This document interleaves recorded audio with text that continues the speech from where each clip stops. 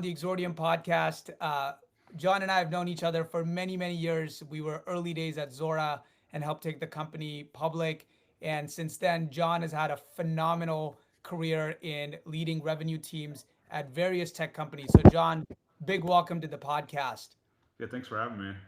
John, I'll give you a few minutes to introduce yourself, but for the audience, we've got an action-packed podcast agenda. John's going to share his experience at Firstbase as a CRO, joined early days, and fast forward, Firstbase just got acquired by AppDirect. So just a really exciting story of growth. John's going to talk about how he took the company from chaos to clarity, specifically on the revenue side. He's talking about reinventing go-to-market, the new market reality. And in doing so, he did something really interesting with leveraging offshore business development pods. He's going to talk to us about that. John has also been a big controversial person in terms of how to leverage marketing. So he's going to talk about how he centralized marketing and customer success and drove 40% plus inbound from nothing. And then ultimately, the big question is, how do you build repeatability? So he talks about some exciting frameworks. So John, I'm super excited to dig into your experience. But before that, please tell us a little bit more about your current role and give us a little bit of a flashback into your previous experience. Yeah, no, that's great. Great to be here, Nij, and really great to be on this podcast. So yeah, John Ross, CRO at Firstbase. Actually, we are now an app direct company as of 4 months ago, which is really cool. Full circle moment. I used to run kind of the strategic sales group at AppDirect 5+ years ago, and now being acquired by them is really really cool. Been in tech for 15 years and seen a lot of shifts, right? So we saw the shift to the subscription economy when we were at Zuora, and the big thing that we're seeing here at Firstbase is this shift to distributed work and how companies operate with distributed work. And so this has been obviously a phenomenon that has hit with COVID and with everyone having to work from home, but it's continued. And 60% of workers today are remote or hybrid for U.S.-based companies. And so this is where we focus at Firstbase, which is how we can help companies equip and manage their employees that are remote across the globe. And so I'm excited to dive in with you, Nish. Yeah, John, give us a little bit of a snapshot. You've had interesting experiences in managing high growth teams from what I remember at the Zuora days. Your teams were running deals at companies like DocuSign, Box, sort of the hot companies. Yeah. You then went to various different other organizations, moved up market, mid market. Tell us a little bit more about how sort of the variety of the experience that you have. Yeah, and I think one of the things that we all learned at Zuora was a really, really hard sell. And you mentioned, being there through the IPO. I joined, I think, as employee 37, was there from just under 5 million to 180 million in ARR. Started out as a rep, right? And so, being a rep, being an AE, was one of the top reps in the company my first 3 years there. Was working directly with CFOs and leaders around their different go-to-markets with subscriptions, and ultimately the implications of these different pricing models and go-to-market models on billing. And so a lot of experience there, and ended up moving into management, and realized that was really a passion, which was leading teams, but also taking a lot of the things I learned as an IC and starting to apply that to scale, right? And so scale is what I've focused on, think of seed, Series A to Series C companies in that journey. And actually, interestingly, after I left Zuora, Matt Darrow, who was our sales engineering leader at Zuora, called me up and said, "Hey, John, a lot of the stuff we built at Zuora around the technical sale, I think there's actually a need for this." And so I joined at seed there and was there through C round. We were just under 15 million ARR, so 0 to 15. And then then came to Firstbase, and this was my first CRO role, which has been really really exciting.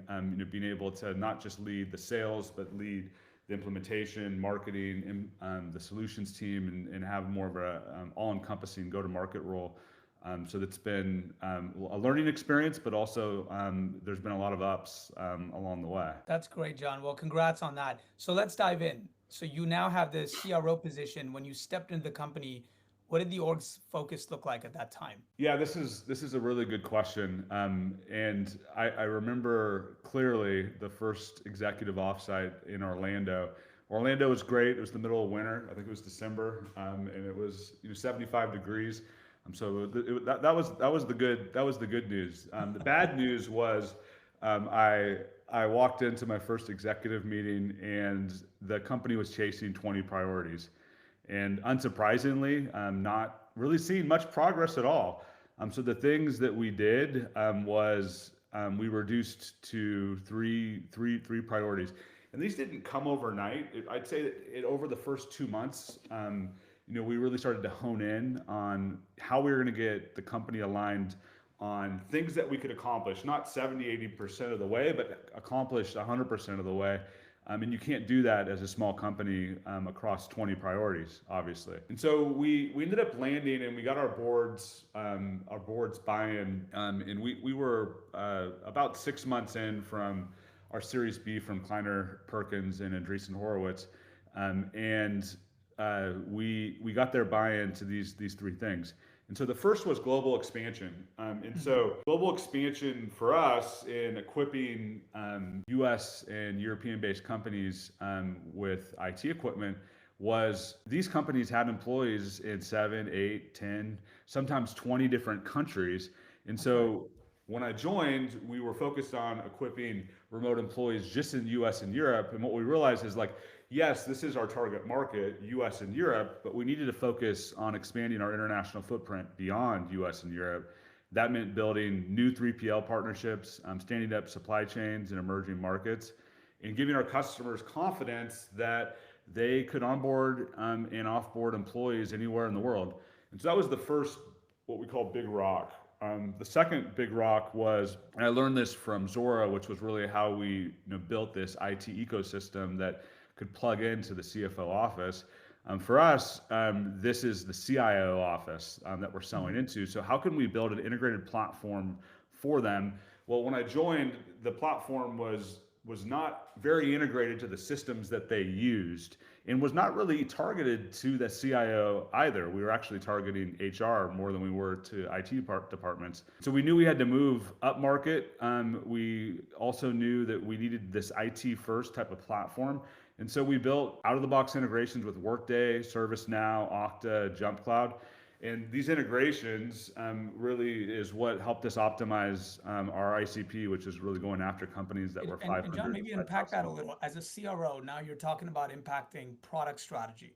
So how did you sort of, and it's also the chicken and the egg, right? Saying if you don't have product, you can't sell to the enterprise customer, you can't sell to the CIO. And if you Yep. don't have the CIO, you don't want to go and invest product energy into doing that. How did you personally help land down at this big rock? Yeah, so I mean, I think the big thing was really understanding the ICP. So as I mentioned, like the companies that were 500 to 5,000 employees that had a global footprint, but it was also building a pricing model, and this was the third rock, a pricing model that actually aligned with them. So our old pricing model was per seat. It was a hardware as a service, which is more of an OpEx. Didn't have the flexibility that companies wanted to buy equipment. And so it was a friction point. And so it was expensive. It was hard to justify. So we introduced a tiered model. A lot of this was from my learnings at Zuora, just seeing so many pricing models. But a tiered model that was based off of company size. And then more importantly, we also built a new ARR component, which really was just pay as you go before I joined, which is this concept of actions. So think of onboards, offboards, refreshes, the things that happen with IT departments. We built a usage model that then really allowed these companies to be able to have a predictable model for their business. And this really took off. And this is one of the big things that led to kind of 10x growth over the 2 years that I've been here. That's really interesting. So John, maybe takeaway for existing CROs, folks that want to be a CRO, what are some of the big learnings from sort of this piece of taking a new job, multiple priorities spread across the board? How did you play a part in narrowing this down? And sort of what advice do you have for our listeners? Yeah, I mean, I think the biggest thing is you're not going to be able to do everything on day one. So when you come in, like you need to learn, right? And so there's a process there. I mentioned, 2 months, 2.5 months, until really I've learned enough to say, hey, these are the things that I know are going to accelerate the business. And in doing that is a lot of cross-functional collaboration. It's interviews with folks. You really have a consultative hat in your first 2.5 months, before you're going in and really being an operator. And so I think that was really, I'd say, the biggest learning was like, hey, like this isn't just my sales team hitting their quota. I have an impact on the entire business, and I need to get to know cross-functionally all of the stakeholders that are involved. That sounds great. So, John, let's move to arguably sort of my favorite part of the podcast, reinventing your go to market strategy. I want to start with outbound. You double down on outbound. There wasn't, correct me if I'm wrong, there wasn't any major outbound or systematic motions of outbound. You brought that sort of mentality, that culture in, and then you drove some strategic changes, things that the business had not experienced before, to drive and change the expectations and the KPIs. So let's dig into that. Tell us about your experience. Yeah, it when I came in, the go-to-market approach was mostly inbound, and it was really riding that COVID wave, right? But the market had changed.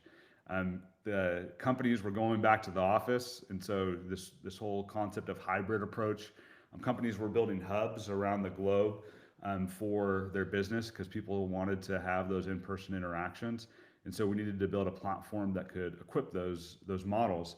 And so, and this is actually really aligned with AppDirect, who just acquired us. They have this HR motto, which is talent anywhere. So it's really how you think about employers need to step into talent anywhere. And this also aligns with, with I think a lot of the resources that we've been able to bring in, overseas in the Philippines. But the biggest thing was, getting the team to embrace, this whole concept of distributed sales, and doing it in a go-to-market way that was actually tied to a lot of the key things that we learned along the way around sales discipline, around how we actually are going to build, different outbound motions, and how we're going to actually have the systems that are going to support that. And so when I joined, it was sales rep do everything on their own, right? And this whole concept of actually having an SDR, and being able to build a strategy and account plan into like, hey, here's the accounts in my territories. They didn't even have territories, Niche. And so it was, hey, like let's map out a set of territories for the team. Let's get everyone to focus on a set of accounts, and let's build a strategy into how we can build out messaging into these accounts, and build out multi-touch, multi-channel campaigns, that really resonate with these companies. And so And how long did it take you, John? So you come in, you notice this hole, you fill the gap with process, guidance, focus. How long did it take you to actually start creating a systematic output and a KPI that you felt comfortable in having as a goal and then actually meeting as an org? Yeah, and I think we'll get into a lot of the KPIs and some of the Padre framework, and we can kind of talk about, some of the specifics there, just on setting KPIs so that you can see your trend line, but also see where there might be holes in your business. But it really changed overnight, and I'd say like when you join a company that has the perfect storm as far as like go to market, and when you have the market fit, then the low hanging fruit's just there, right? And so the changes that we made, like we saw immediate impact, right? We saw the impact of like, hey, like we had no problem with people getting on the phone with us.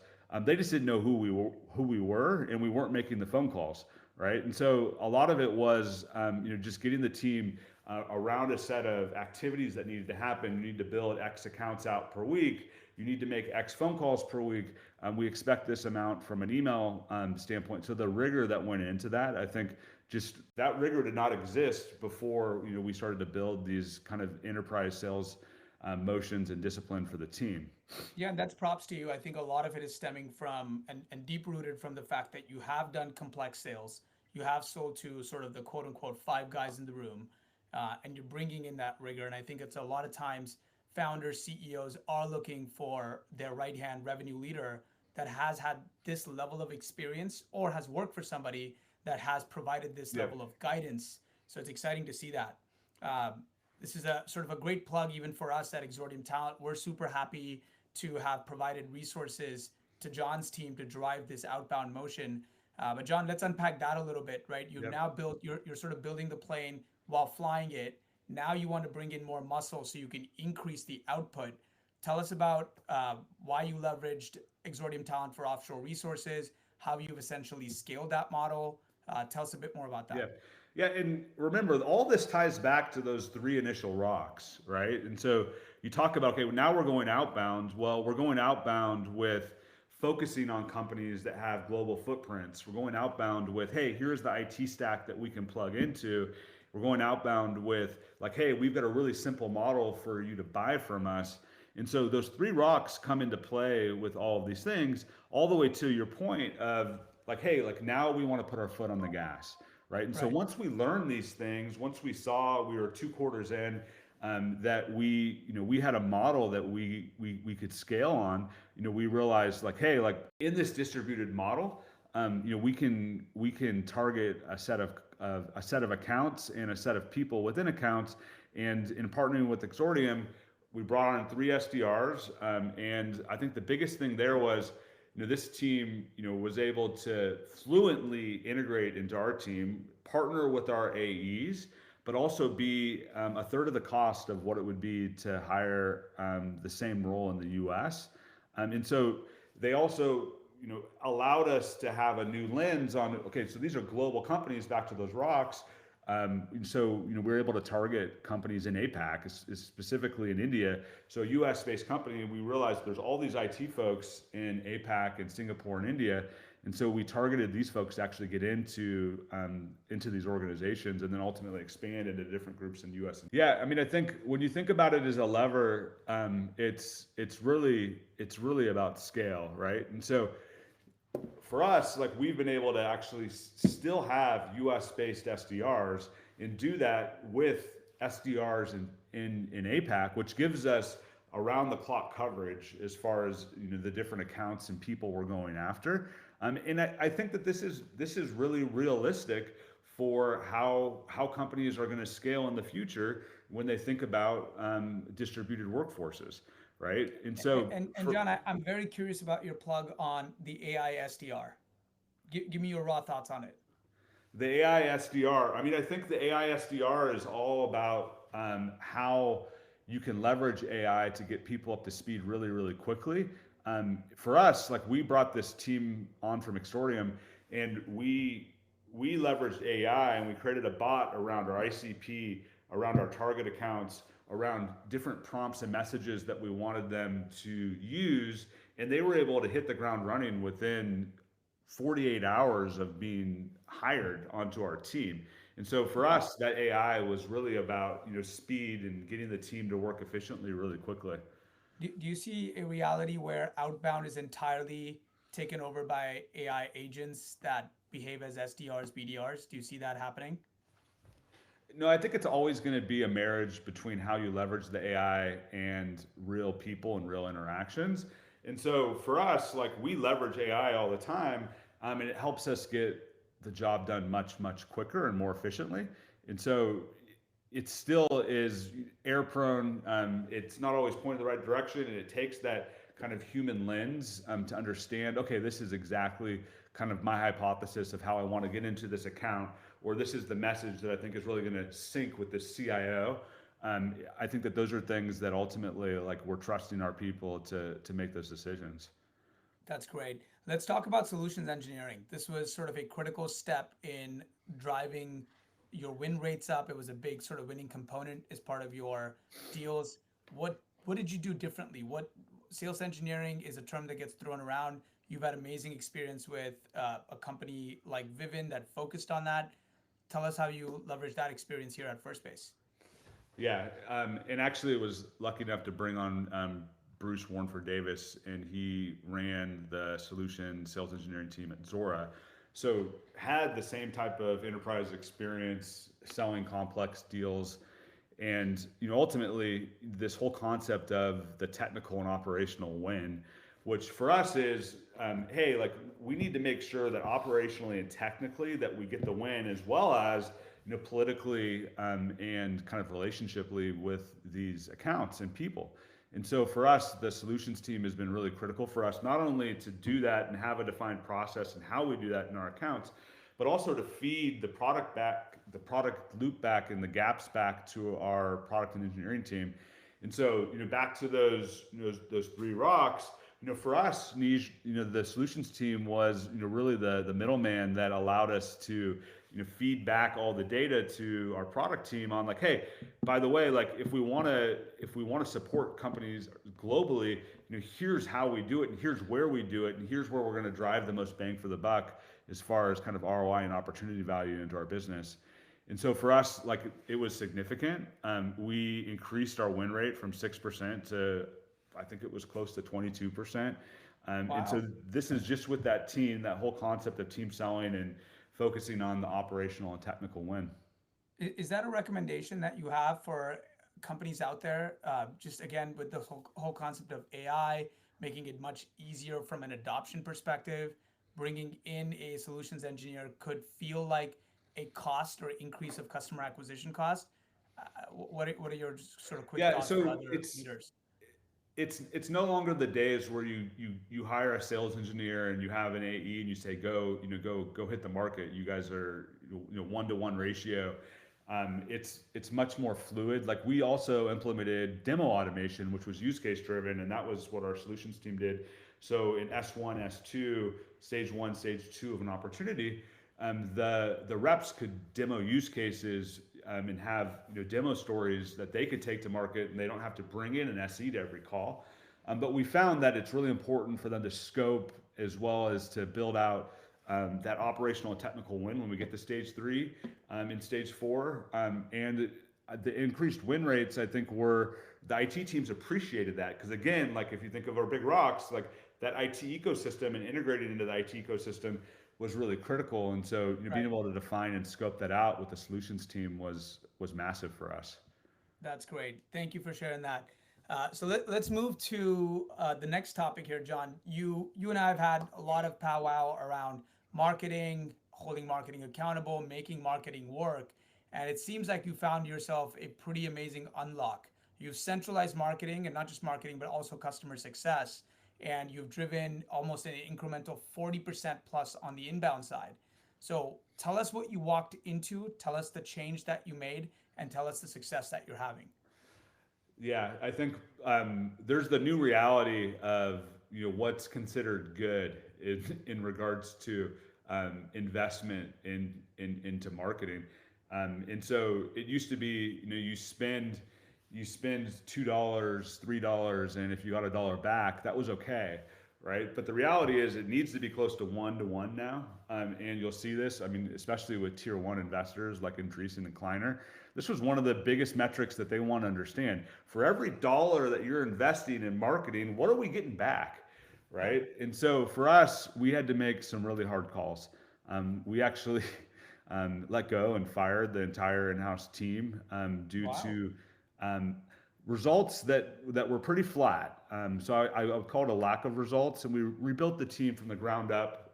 We brought a full-time consultant on that we had worked with them in the past at Zuora, and we brought in a few really sharp agencies, and we were able to really focus our efforts and our spend.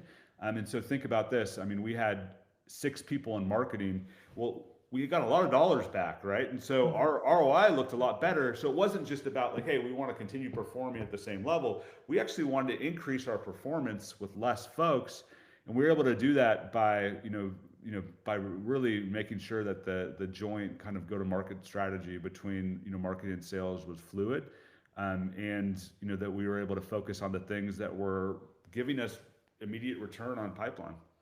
And did you hire a new marketing leader that reported then into you? How did sort of like the organization Yeah, structure look so like in we marketing? continued to work with the consultants and was working close to full time, and Okay. then we were working with 2 or 3 agencies, and we brought on a full-time marketer about a year later. And so eventually, like when we got close to 7 or 8 million in ARR, we realized, okay, like, this, we actually need a full-time person, and we brought on a full-time marketer, that was able to, be managing, HubSpot and a lot of the things around marketing Yeah, automation. so it's almost kind of like this new era, right? Marketing and sales were sort of co-pilots trying to run down a deal. Now it's almost structurally have, in your scenario, have marketing report to the CRO function. Any advice for our CROs who may not have had a lot of exposure in actually managing marketing organizations, holding them Yeah, accountable? It's not just how many inbounds or leads have you delivered. There's a yeah. holistic, tangible outcome in ROI that you should be measuring. Yeah, I mean, I think the first key indicator for me was like a quarter in.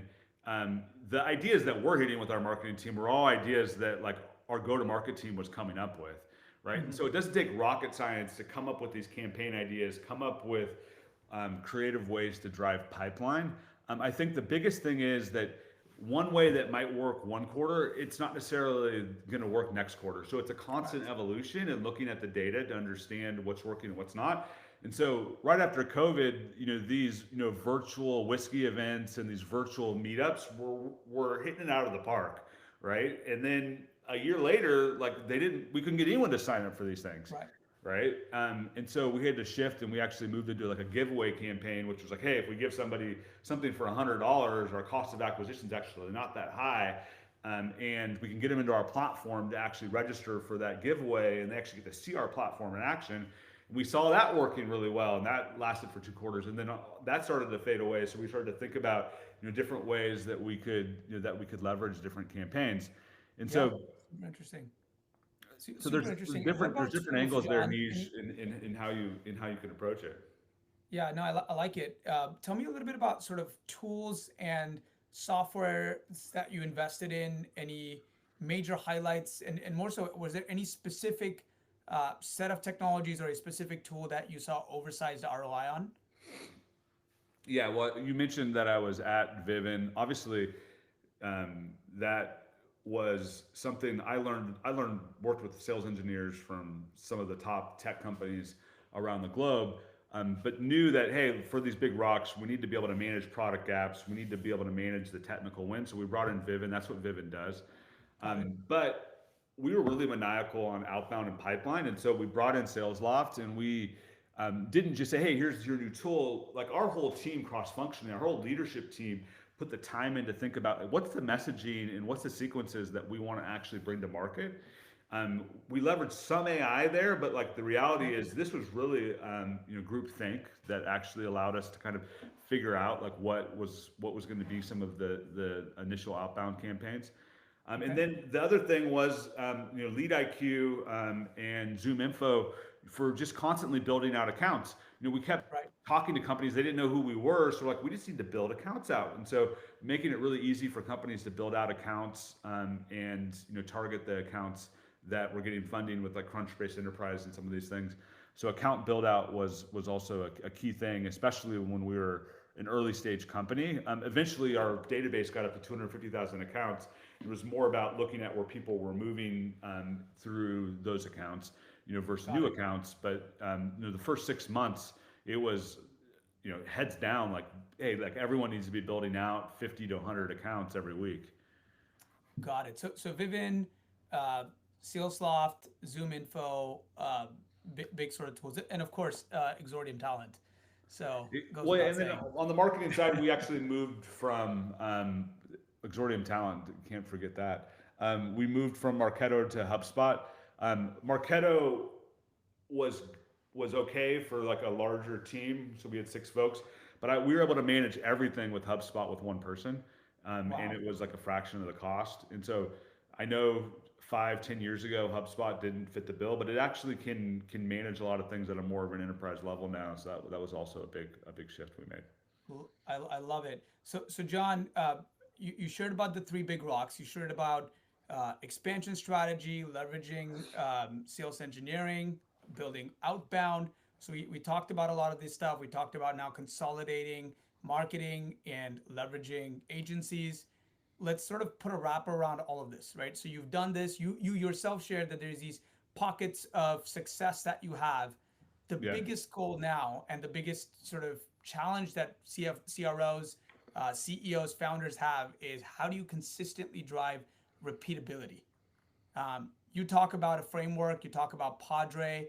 Explain to us what that means. Was that the secret sauce for you to continuously drive this repeatability? And walk us through some of those KPIs that you mentioned that continue to keep you on track with your goals. Yeah, I think that it's not necessarily just about building playbooks because they're important, but how can you create a culture of accountability, which it's tough because people get used to their ways, right? And so we implemented the Padre framework here. The Padre framework, for those that don't know, pipeline, acquire, deploy, run, expand. This encompasses the entire life cycle of an employee. Excuse me, of a customer, of course. It gave us a shared language. The other thing is Padre, like, and I've ran it now at two companies, and I learned it at Zuora. The VCs, they love it, right? And so we incorporated this into our board deck readout, which was, hey, how have we done quarter over quarter on pipeline acquisition, which is obviously our revenue targets, deploy, which is what is our time to implementation, run, which is what are we doing as far as our existing customers and their adoption of our platform and services, expand, what does it look like as far as upsells, and how are we driving upsells efficiently, what is our land and expand motion. And so each of these things have their own buckets, and you have different folks that are driving within each of those buckets. But it gives us the ability at an executive level on a weekly basis for us to pose questions to each other across each of these things, because we're reading out the metrics and kind of the target and where we're at against those on a weekly basis. And then, as I mentioned, at a quarterly basis, you're able to share how you've done and provide your insights to the board, which I think is again, it's a shared language. It gives a ton of clarity across teams. And for us, it allowed our And John, how executive how team. rigid is it? Are you when you're building Padre, when you're driving Padre, are you changing this based on how your business evolves, or it's fairly rigid in terms of these are the KPIs for pipeline, Yeah. these are the KPIs for No, it's acquired, and not of course rigid, there's right? natural ones So where new logos and things like that. But how yeah, so I how mean rigorous? the KPIs, they could change quarter to quarter, early on as you're trying to define these things. And Uh-huh. for us, like we had, okay, this is what we think it should be, and then we made some adjustments, but it's not one size fits all. How how you get pipeline if you're a product led company versus fully outbound company is completely different. So there's a different set of metrics that you're thinking about. But I think overall, like I will say that Padre is one of those things that for go to market is really clear. For us, like we added this concept of operations and money as well. For us, operations was like how our warehouses were doing, how we were doing on ship to home for Makes sense. devices, and then for money it was like how we were doing on burn and some of the key things on billings and collections. And so there's different things you can add on, but I think for the CRO, like the world that the CRO lives, Padre is like the perfect place for them to really be able to manage those KPIs. Got it. John, super insightful. Thank you so much. Wow, what a phenomenal experience that you've had in shaping the sort of short journey that you've had at Firstbase before the acquisition. But congratulations. It's super exciting to just learn from you all over again, relive some of the amazing moments that we shared together at Zuora. Before we head out, share one key insight that you think that our CRO viewers can take away from your personal learnings. If they could do one thing from the John Ross book. Yeah, I'd say the one takeaway for leaders listening today is focus. Right, it's the foundation to everything. When you align your teams behind the right priorities, you build the right systems to scale, and you operate with discipline. You can not only survive the shift to distributed work, you can lead it. I mean, we've seen that at Firstbase, and excited now to be a part of AppDirect as well. John, thank you for that. It was great to have you, and we'll catch you in the next episode. Thanks, Awesome. man. Thank you, Nish. Thanks for having me. Yeah.